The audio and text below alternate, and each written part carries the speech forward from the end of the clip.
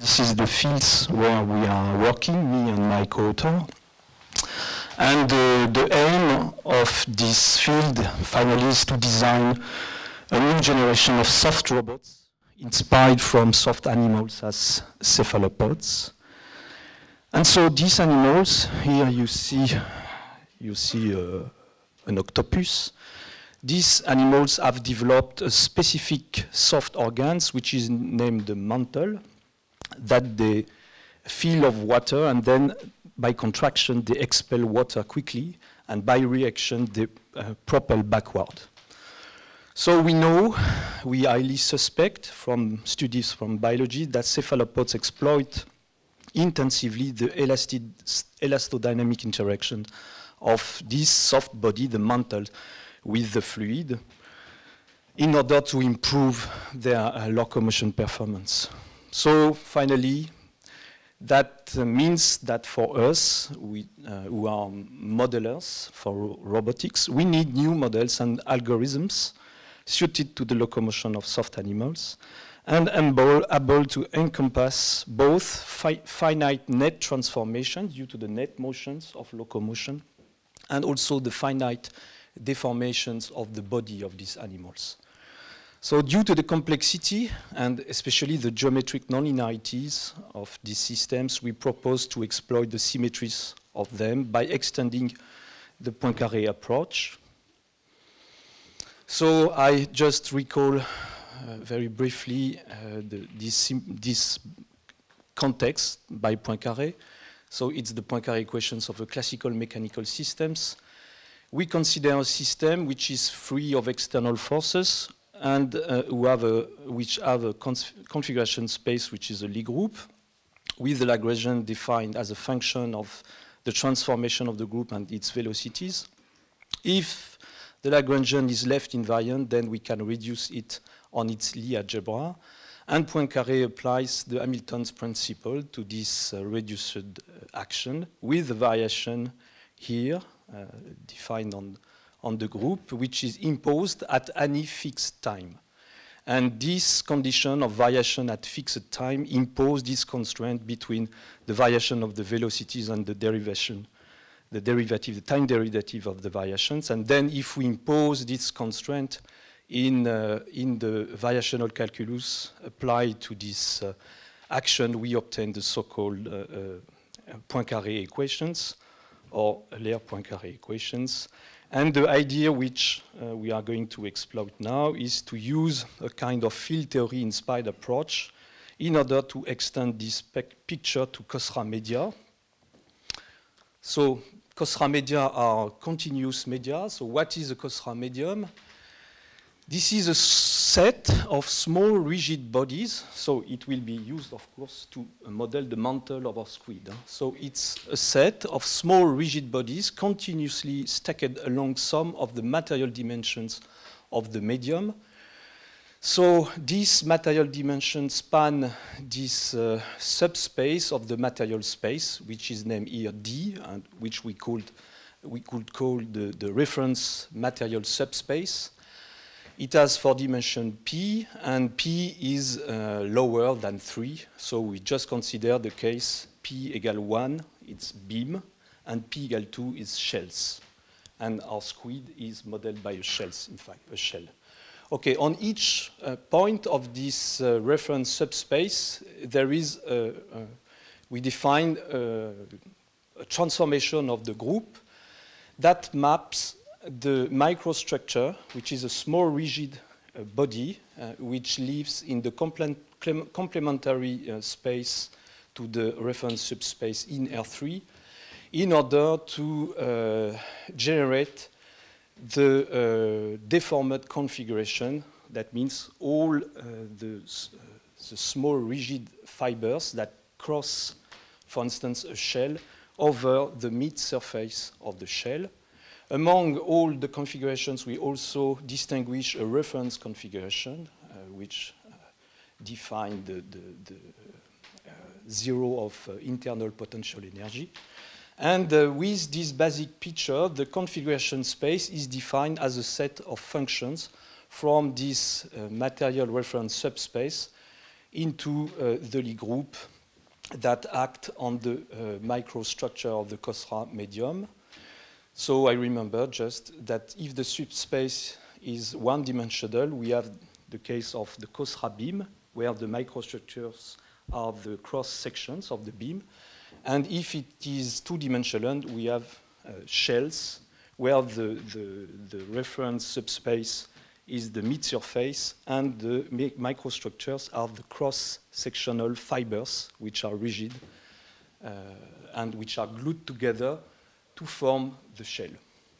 Okay, so the Lagrangian of a COSRA medium takes the general form, where here we have the density related to the metric volume of reference configuration. So here I choose to refer all the picture with respect to the reference configuration, okay? But I could change and refer it to the deformed or even to the material space.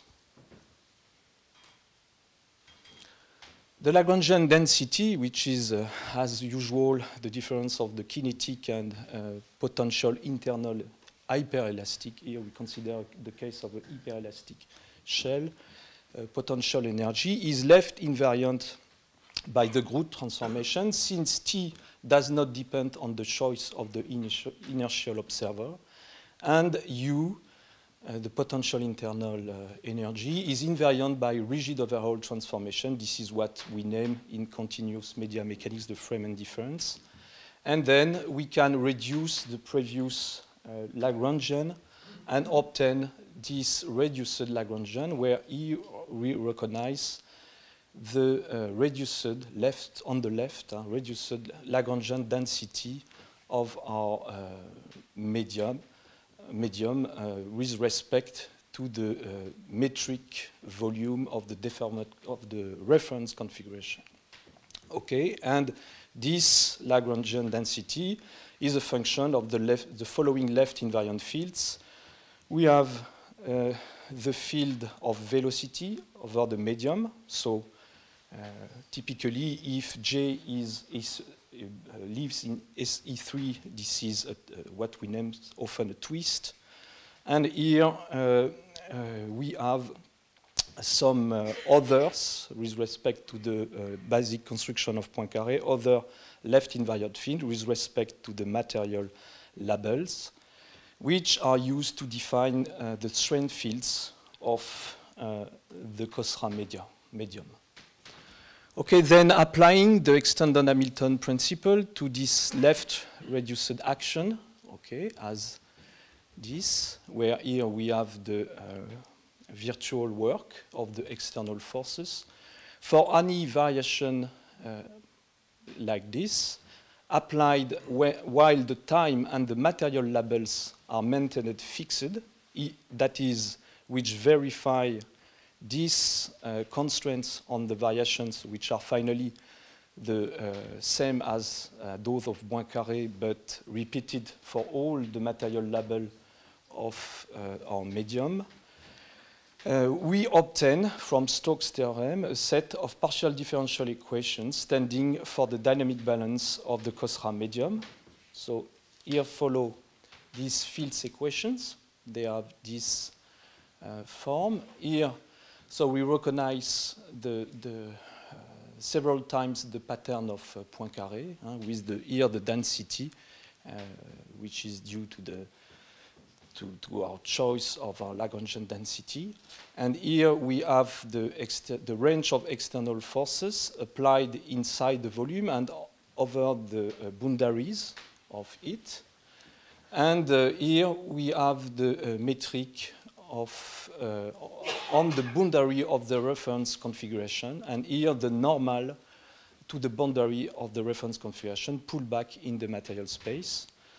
So a few remarks. These equations are equations in terms of density on the dual of the Lie algebra, and they require to be supplemented some reconstruction equations, but for each of the value of the label of the medium.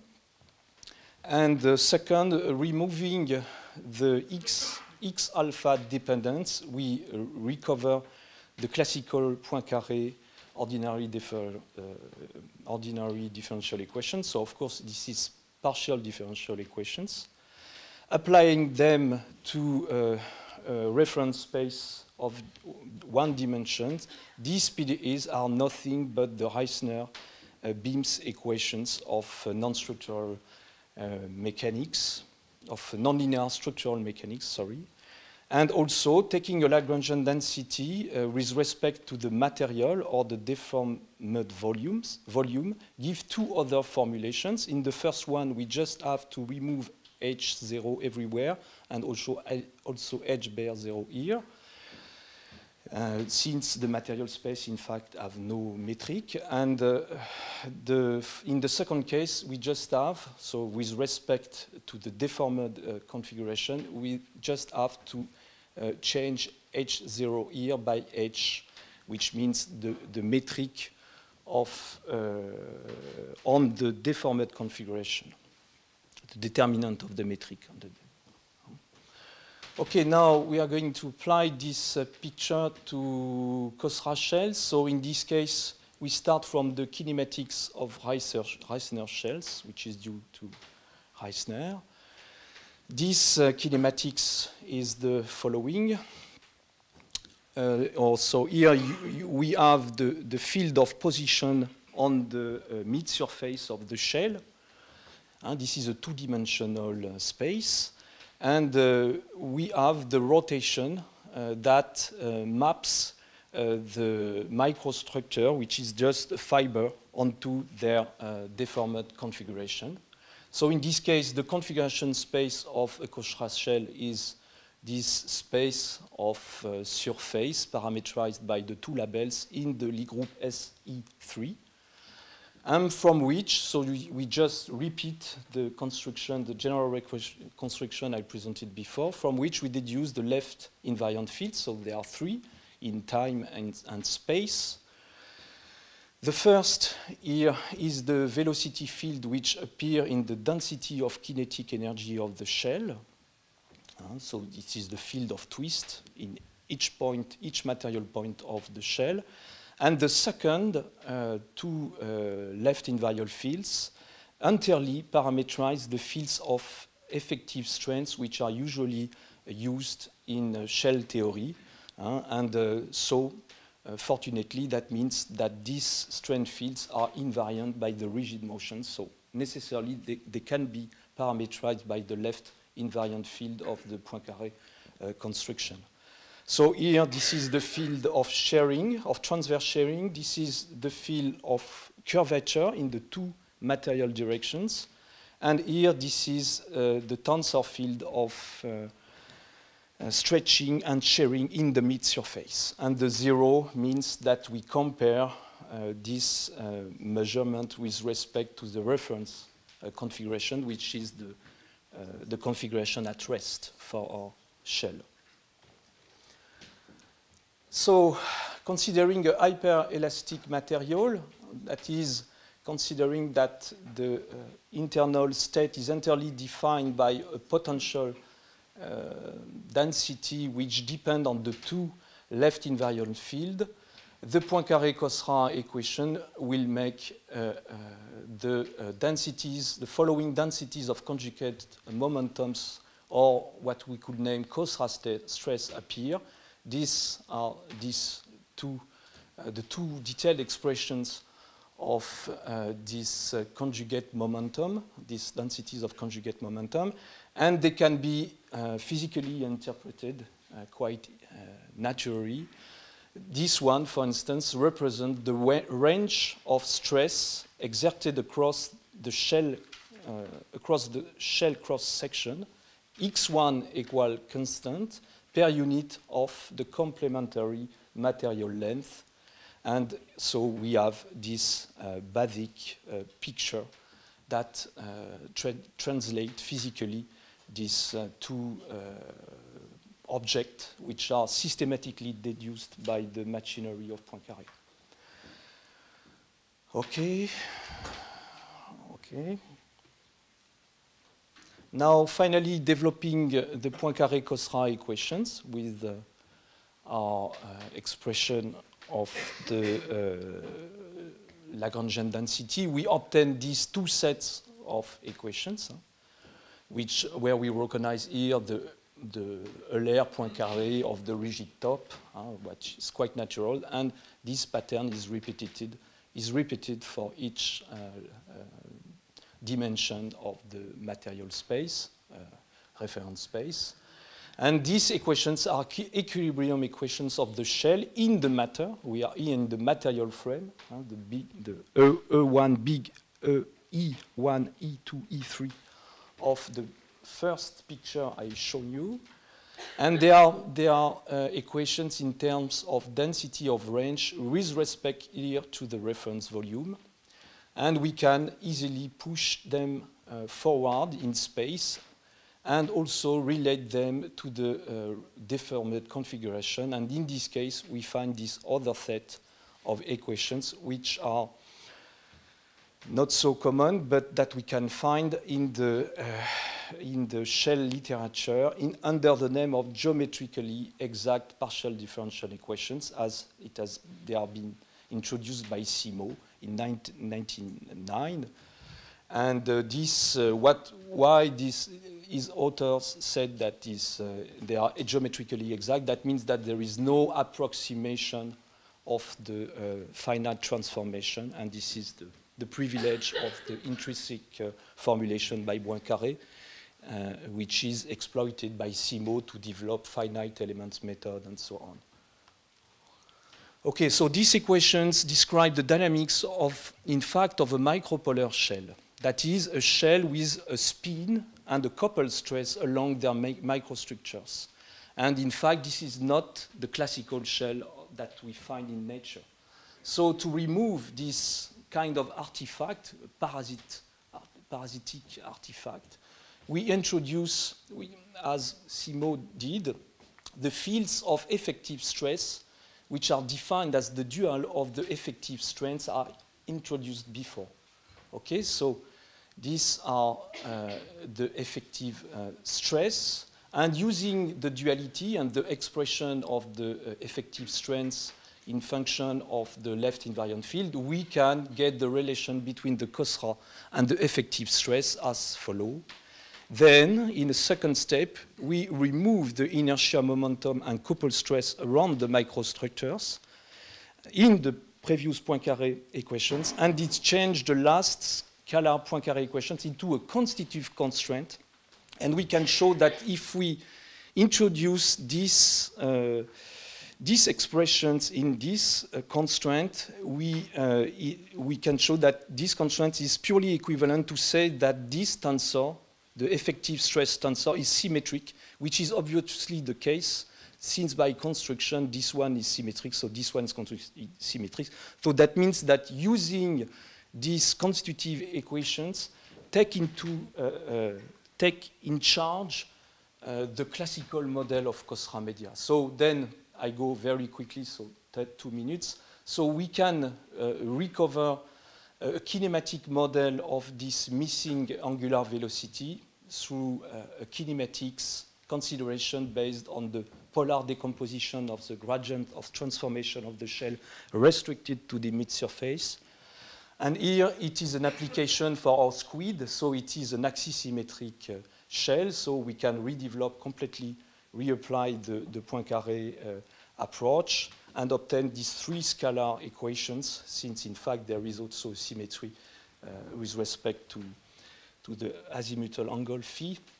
We can develop the left invariant field, apply the reduced Hooke's constitutive laws, and we obtain, for instance, this is a simulation obtained with a very simple model. So it's completely preliminary, just to study the shell model. So here you have the axisymmetric shell that contract and dilate, and you can observe that in scintillation, this is the directors that move according to the transverse shearing. And finally, another, it's just to not to take too much time, but here. This is another rigid exploiting COSRA beams, and it's an experiment, a numerical experiment based on these models also. And we put a fish, a dead fish, in a Kármán vortex street, and the fish can swim passively just by extracting the energy in the vorticity around him. This is a very famous observation by biologists, and thanks to this approach based on COSRA Poincaré picture, we finally explained mathematically with analytical models this experiment. So this is a COSRA beam that moves. So it's finished. Thank you.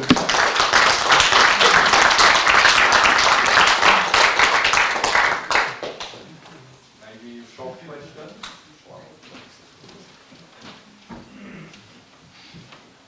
So it's different. So how do you give the command? Cephalopod, Yeah. So here it's driving. Sure. Here it's the input are strengths, internal strengths. So we take, in fact, there is a strength field which finally at the end of the equation you can see that it's the radius of the circular slice of the shell, and then we take that as an input, a time value input. We can also use stress, and in the lab of my colleague Federico Renda, they are developing an octopus robot, and in this case they put cables and they pull the cables. So one of the things we are doing today is to introduce the model of these cables in this model in order to have a realistic input for control and so on. But also one of the perspectives is to study the flow inside with the fluid mechanicist. And so, okay. Coupling. Yeah, coupling, exactly. It's just the theater of the body. Then the fluid will go. Next step. Yeah, thank you. Thank you very much. Thank you.